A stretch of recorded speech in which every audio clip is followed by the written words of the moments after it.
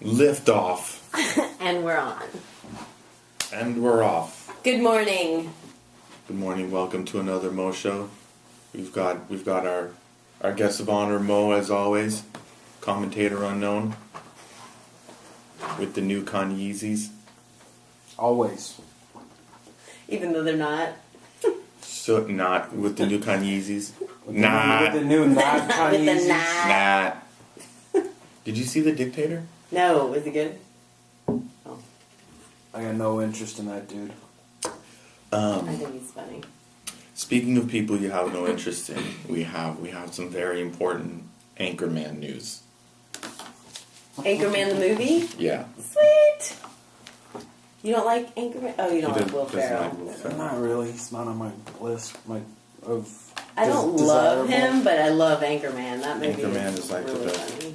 And, well, see, I was worried because they weren't mentioning that Christina Applegate was going to be in it.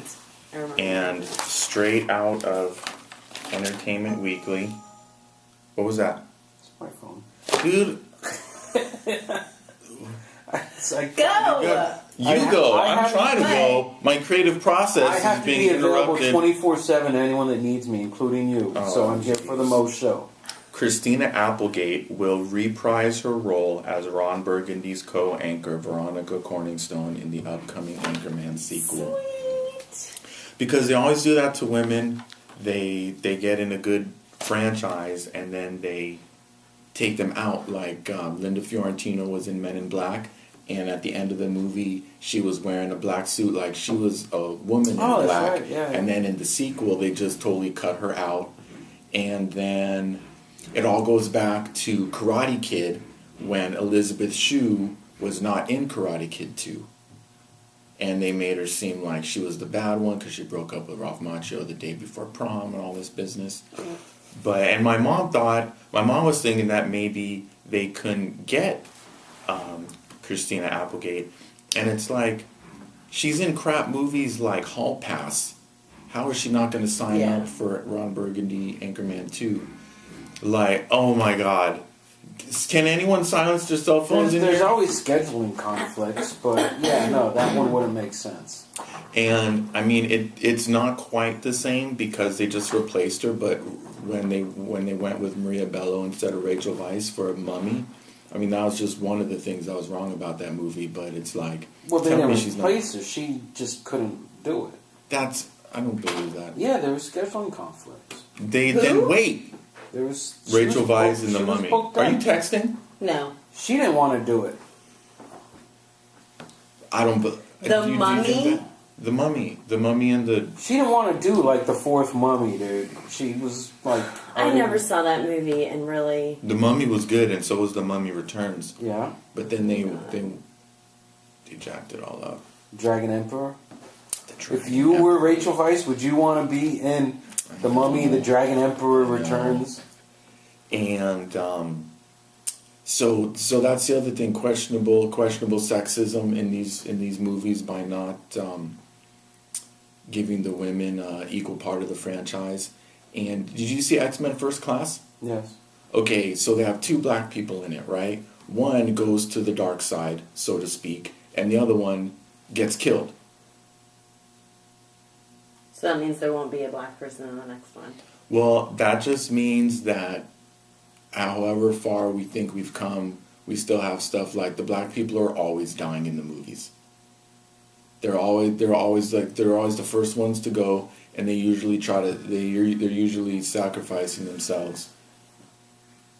Oh no, maybe they have something interesting to say. So who is that? It's a voicemail! It's a voicemail? Settle down. Oh, how delightful.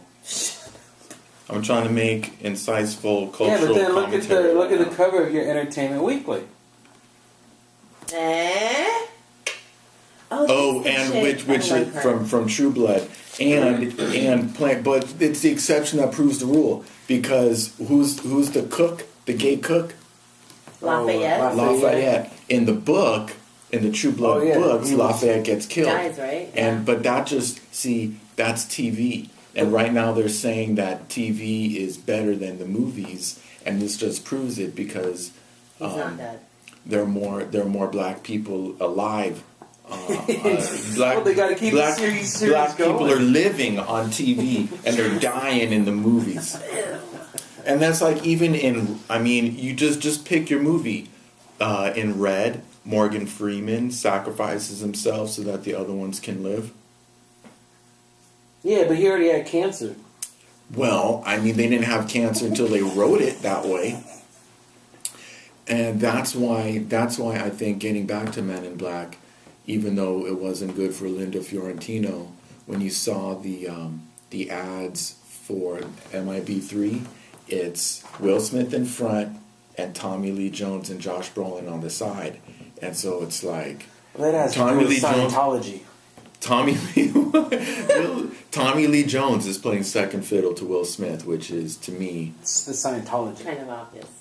he's not Scientology. Yeah, he is. Will Smith. Big time, dude. Hardcore, he got converted dude. seriously by Tom Cruise. Hardcore. Tom Him, Cruise Tom got Cruise, John Travolta, they're all. Even, I think Beck is too. Speaking of John Beck is, Travolta, no, Beck What's Beck? is a Scientologist. Beck? Beck, the singer. speaking of John Travolta, have you been keeping up on that shit? What? About all the I masseuses haven't. who I've say been that told they about touched it. him. Masseuses? He You asked. needed a massage. Why don't you call him up and ask him? shit. Yeah, he asks. He asks for happy endings. Yes. Ugh. And From his male masseuses for years, as well as his assistants. I don't know. What? I don't know how I mean, if you want, everyone loves a happy ending. You know what I mean? So I don't think we can blame John Travolta for wanting a happy ending. Speaking of happy endings, you just got back from Costa Rica. Yeah. How was that? Awesome. Was that fabulous? That's very awesome. You do look kind of tan. I was going to make a joke about where's your tan, but in this Fluorescent lighting. in this fluorescent lighting, you look very tan. Whatever. I am tan. Way more tan than I was. Yeah, it was hot. It was like 100 degrees every day. Plus humidity. Did it feel anything like a fruit buzz? Because apparently a fruit buzz is what 8 days in Cabo with no phone feels like. I was actually 10 days in Puerto Viejo with no phone. And it was... what would you say was better, Costa Rica or the fruit buzz? How were you taking pictures if you had no phone? With my camera. Oh. And posting them on Facebook? Some people have a camera, like a real camera, Yeah. not just their phone. You still have film? No, it's not film, it's digital. Oh, well, excuse me. I would I didn't know have we a were film camera. professional. What? I didn't know we were professional photographers. No, I wish. That'd be awesome. I would use a film camera, but I don't have one. I had a really good one, but it stopped working. But this pisses What is a me. fruit buzz? This pisses me off. It's McDonald's, and they're like the only people who are believing that a fruit cup is anything like 8 days in Cabo are people who have never been to Cabo. This is like the way Olive Garden sells. Well, what are they Cabo sprinkling in the Danza. fruit cup? Maybe what they put. Now this one is better. Having one Serious. makes even a bad hair day feel good. Now, a fruit cup can make you feel better about your bad hair.